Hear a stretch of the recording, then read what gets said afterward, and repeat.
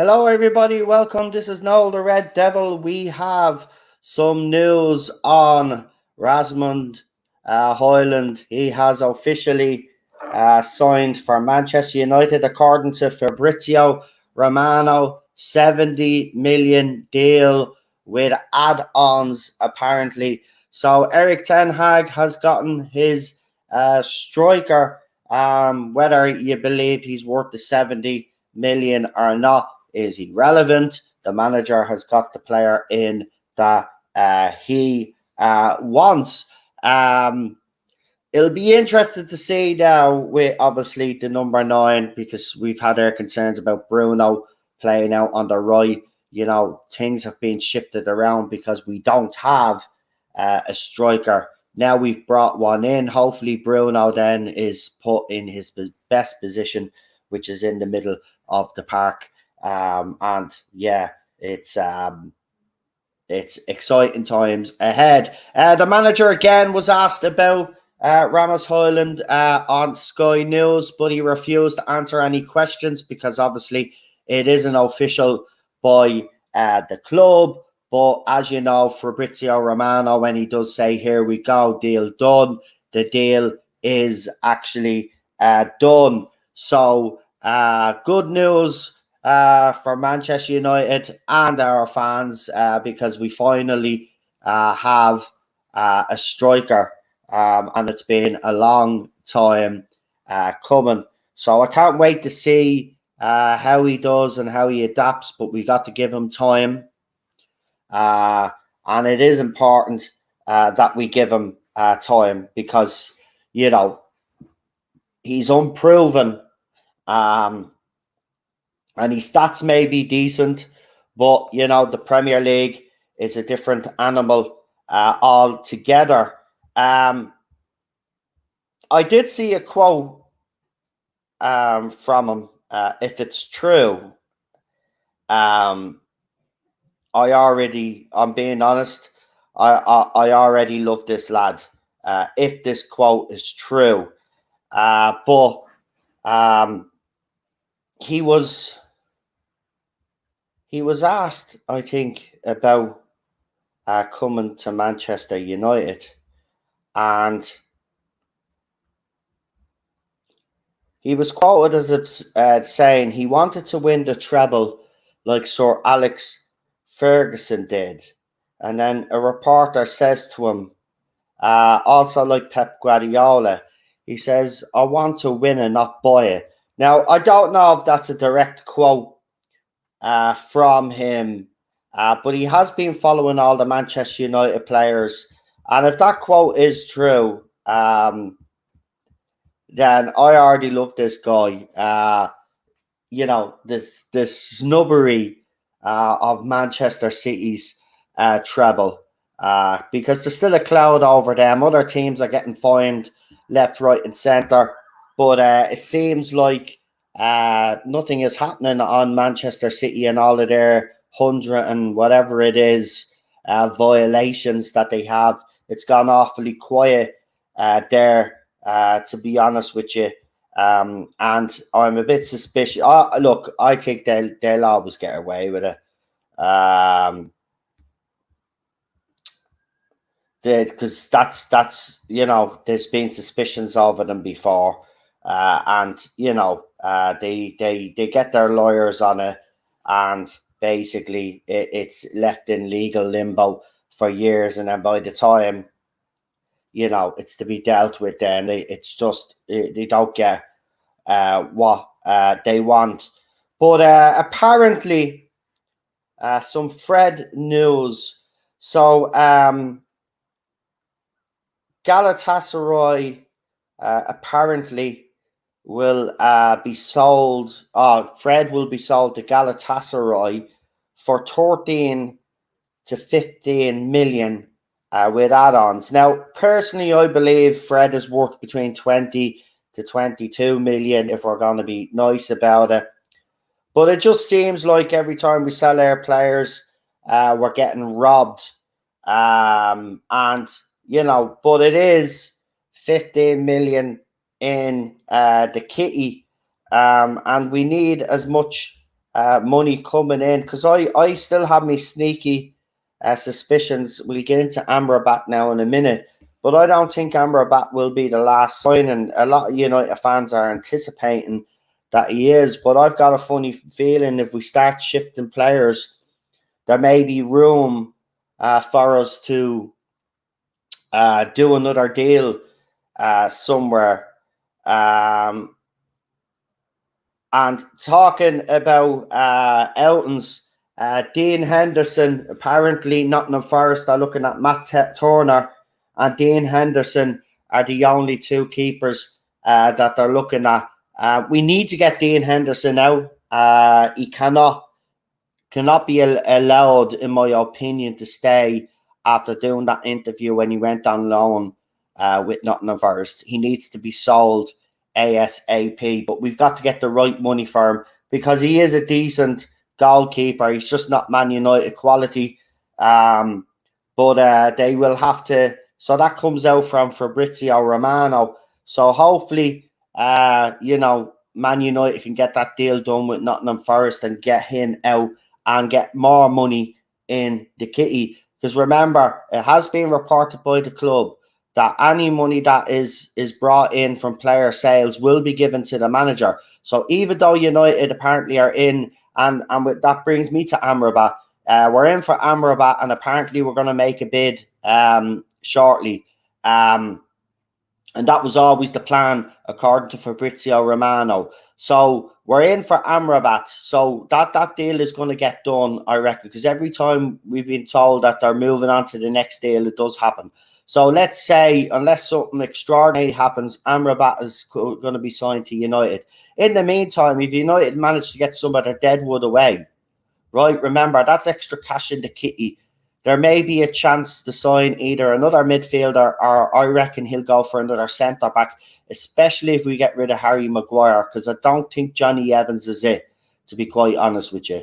And I think Eric Ten Hag knows that as well. But he likes to have numbers, and that's what he'll have. He'll have Victor Lindelof there. We don't know if Johnny Evans will stay to the start of the season. Someone might come in for him. Remember, we don't know how short that short-term deal is. I don't think anybody has told us, but let's hope he's not a player at the start of the season. Look, I love Johnny Evans. He played for us once, but his time at United is up. He shouldn't be coming back to United at all. But that's it's just the way the club is run. Unfortunately, it's absolutely disgraceful. To be quite honest. So that's Dean Henderson. So Amrabat apparently is the next deal that we're going to be doing. Now, early on in the transfer window, we were told he was worth between 25 to 30. He was a steal.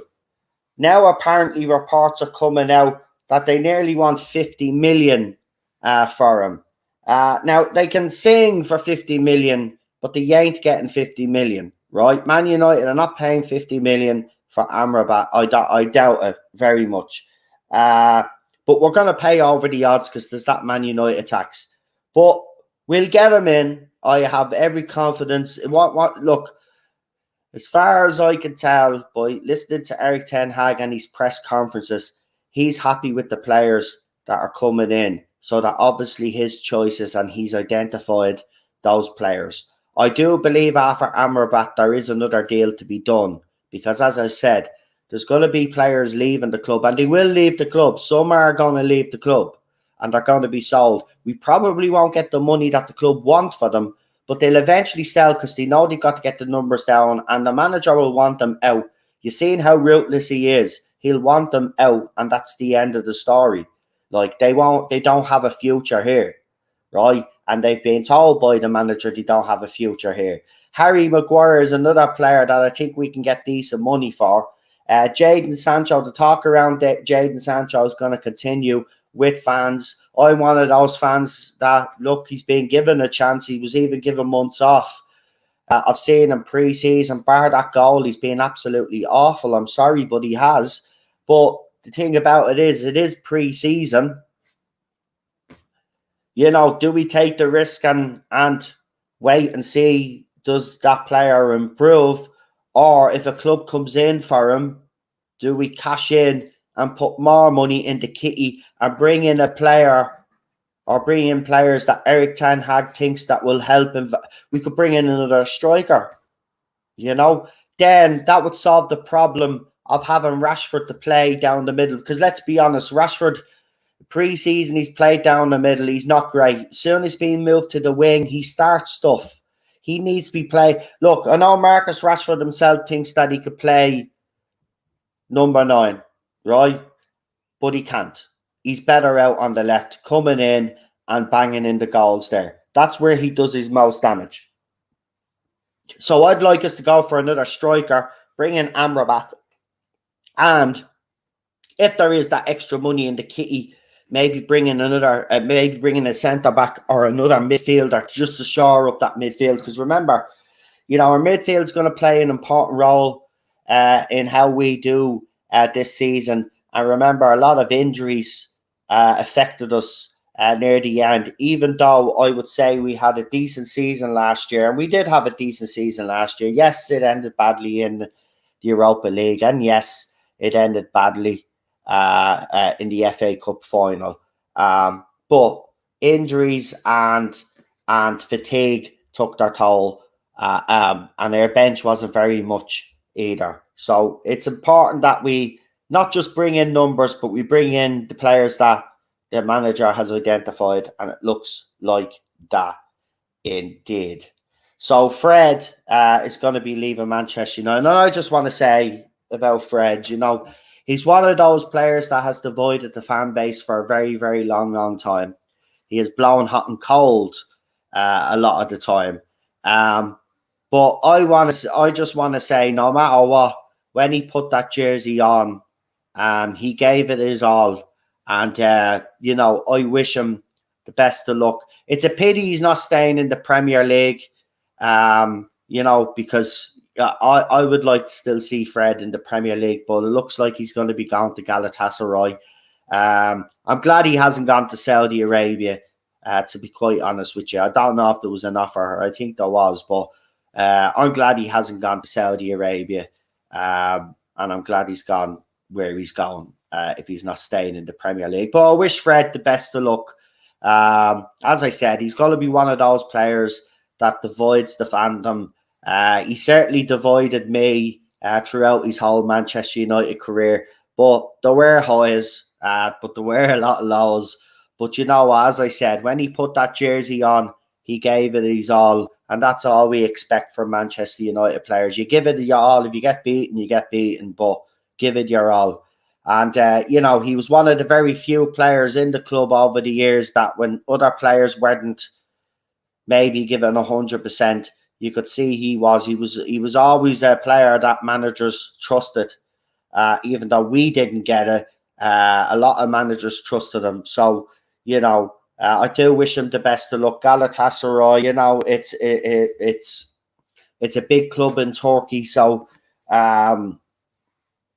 and I think they're in the Champions League, so he might be playing Chelsea. So there's a good move for Fred. But let's get on to Mason Greenwood, because it was reported by the media. Again, before I actually get into this topic, I just want to say about the media. The media have been very unreliable this season. And I'm not talking about transfers as such. I'm talking about the takeover, and I'm talking about when it comes to stuff with Mason Greenwood. The media have been way off, right? Absolutely way off. A lot of them, in my opinion, have lost an awful lot of credibility, which is sad. Now, this could be due to a lot of other factors out there. Now, the latest report is that the Glazers want 8 billion, right? And they've rejected bids of 6 billion. Let me tell you out straight now, right? Comes from the Daily Star or something like that, was reported, and everybody else then reported on it, right? Let me tell you something about the media, right? Just like the Mason Greenwood story, which I'm going to talk about now in a minute, they were absolutely wrong, miles off, right? They're miles off about this, right? We know what the figure is. The figure has always been 6 billion, right? That's the figure.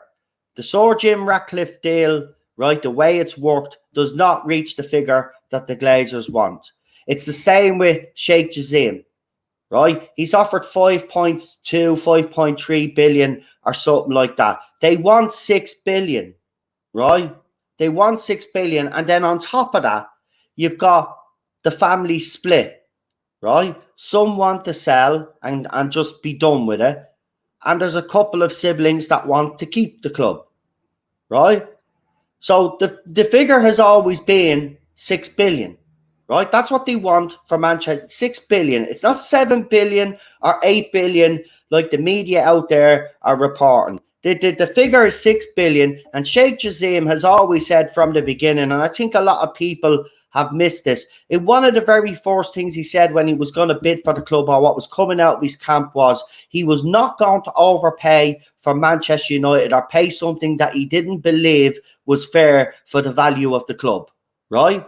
So a lot of fans have forgotten that, right? The club is not worth 6 billion. We know that. It's not worth 7. It's not worth 8 billion, right? The club at max is worth between 4.5, 5 billion, right? But they want 6, right? So, and then people are saying, well, Sheikh Jassim should pay it because he's got all the money. No, he shouldn't overpay. I'm sorry, but he shouldn't overpay, right? Because at the end of the day, he's put a deal there in front of the Glazers that buys out the club and clears the debt. Then he has to invest money in the academy, in the training facilities, right? And then decide whether they're knocking down the club, knocking down the ground, or they're going to redevelop the ground, right? So he's going to have to pump more money in. And then on top of that, then, obviously he's going to be the new owner. Then he'll want to buy players for the manager, right? And that's more expense. And people expect him to pay over the odds. No way. No. I'm actually with him on this. Why should he overpay for a club that's worth between 4.5, 5 billion? Right? And now the Glazers are probably thinking to themselves, they're in there. And I said this at the very start when I set this channel up, right? When I did my very first stream, I even said at the time, this is them wanting more money, right? And now that we're in the Champions League, they may hang on to the club until next year and see if more bidders come in, right? They wanted to start the bidding war. They didn't get one, right? Now, the only way they'll get 7 or 8 billion is if they hang on to the club and hope for a bidding war next year. But they're deluded. It's not going to happen, right? Right? They think that, right, we do well on the pitch. This is their thinking. I know what they're thinking, right? They're giving the manager the funds to bring in the players that he wants. So they're kind of looking, okay, they're not all these 100 million players. Let's give them the money, right? Because we're in the Champions League. Let's see how well we do in the Champions League. Let's see how well we do in the domestic cups, because we did well last year, right? And then we ended up 3rd place in the league, right? They're thinking, well, he's going to do one better now. We're giving him the players that he wants. So they're probably hoping by summer more bidders come in and then start the bidding war and then maybe get it up to 7 or 8 billion. But with the 2 bidders that they have, they want the 6 billion and they'll sell. That's what we were told. We were told all along. It hasn't changed, right? There's so many factors going on. The media have been absolutely wrong, just like they've been wrong about Mason Greenwood. So what am I talking about? Well, it was reported that Mason Greenwood was on the verge of rejoining the squad because meetings had took place between Adidas representatives and the club's representatives to talk about and feel out if there'd be a chance that Mason Greenwood could return to the squad. It was also reported that he was going to be going on to television to do an interview to basically explain himself, right? So that's what was reported by the media, the very same media that are telling you right now that the Glazers want 7 or 8 billion. Look, I know they're greedy sons of a bitches. We all know that, right? But they're not going to get 7 or 8 billion, or nowhere near 7 or 8 billion, right? The figure is 6 billion.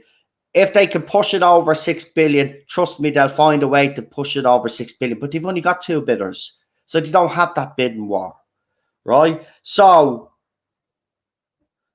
he's been told to speak publicly, according to the Sun,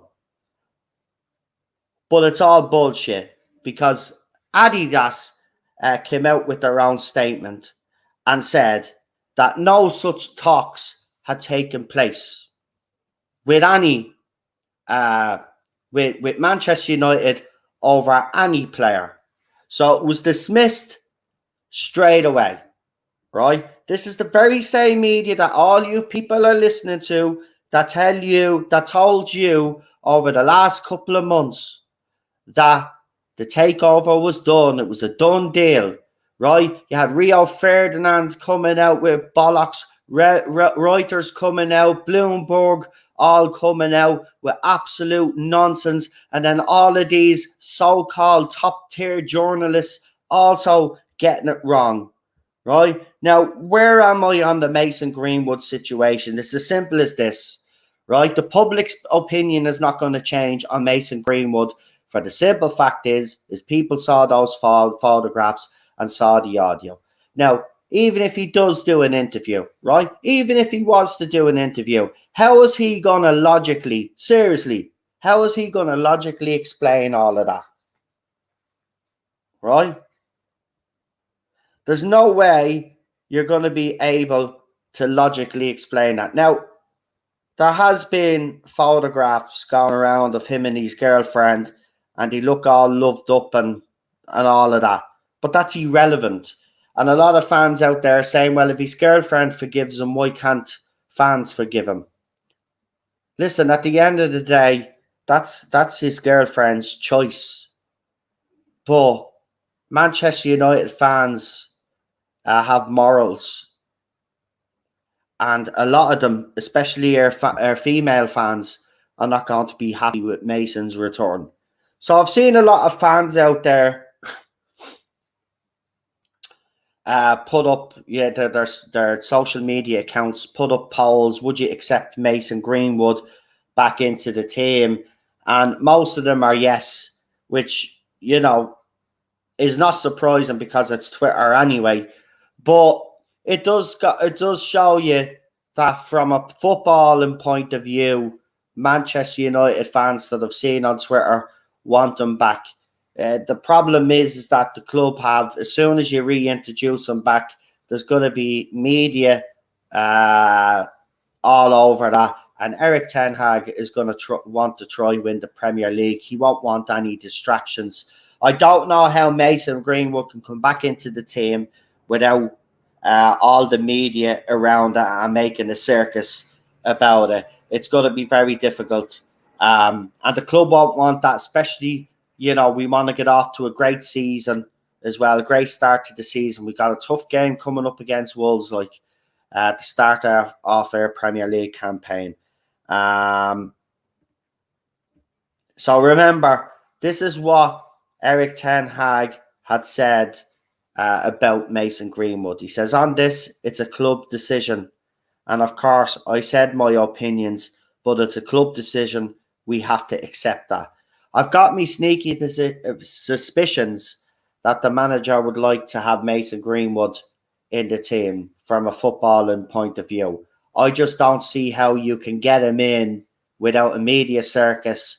And then, of course, it's also being reported that some of the Manchester United women's team would actually not, I think they'd boycott or they'd protest if Mason Greenwood was allowed back in the senior team. And that's the rubbish behind the scenes. And then you've got the media circus. Is it really worth it? I don't know. But I just don't know how Mason Greenwood could go on TV and actually, explain all of this in a way that's going to make fans happy. So we'll see what happens. But that's it on the news. So Adidas have said absolutely rubbish. There's been no such meetings taking place.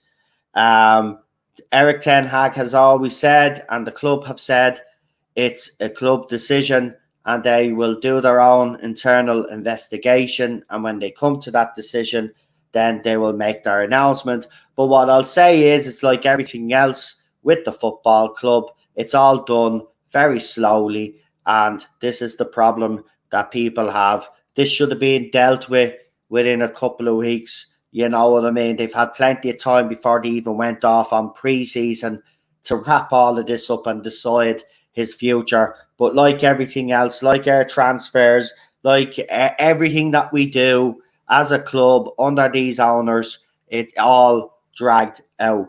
And whatever decision the club make, we will see. From the point of view of, as I said, for the less hassle, I think it would be the right decision to move on. But, you know, there's a lot of fans, and I suspect the manager too, from a footballing point of view, wouldn't mind having Mason Greenwood in the team. And as we have heard from other reports, that some senior squad members would be willing to welcome him back into the fold. And again, as I said, it's the fandom and the media reaction which could possibly derail what Eric Ten Hag wants to do the upcoming season. And to be quite honest, I wouldn't like to see anything bad happen, because I think we're going somewhere with this manager. But anyway, let me know your thoughts and opinions. Leave a comment in the comment section. Don't forget to like, share, and subscribe. And we are back later on, early in the morning at 1:30, because Manchester United are playing Borussia Dortmund in their last game of the US tour. And then we have some games in the afternoon coming up, because we finish the rest of pre-season in the UK. So come and join me for tonight's game, Manchester United versus Borussia Dortmund. 1:30 we go live. We'll have the team news. We'll have a little bit of discussion, a little bit more of a discussion on Hojlund, obviously what he will bring, and obviously then there is talks of Jadon Sancho playing against his old team. This could be clever by Eric Ten Hag. Play him, see if Borussia Dortmund are interested in taking him back. Maybe there is a possibility, and we get a fee. I think we should just, cut our losses with him, because, we could end up with a player that, well, we're going to lose money on him anyway, but we could lose an awful lot more money if we don't capitalise if a club wants to buy him. So that's just my opinion. Anyway, as I said, don't forget to leave a comment. Let me know what you think, guys, and join me at 1:30 for Manchester United versus Borussia Dortmund, the last game of the pre-season US tour. And it's been some tour, and we will obviously at the end of the match give our conclusions on the whole pre-season tour. And obviously I will be more than likely tonight I'll be complaining about the refereeing, because the refereeing in the LMS is absolutely shit. I thought the refereeing in the Premier League was bad, but the refereeing in the LMS has been absolutely dire. I mean, I'd be getting very animated about the refereeing in the US tour, and I hope, look, I know the club talk about, it's great to get out there. Yeah, it is. I do agree. But I hope they go somewhere else for their tour next season, because I just can't tolerate bad refereeing. It happens in the Premier League way too often.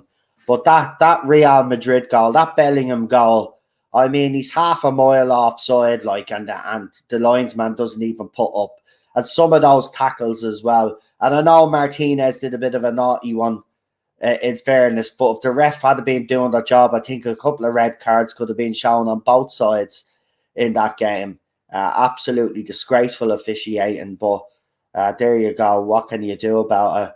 But as I said, we're back at 1:30 in the morning for Manchester United versus Borussia Dortmund. So come and join me for that. Don't forget to like, share, subscribe. We have thrown up another stream as well, where we discussed Eric Ten Hag's press conference. So if you want to go and watch that, please do.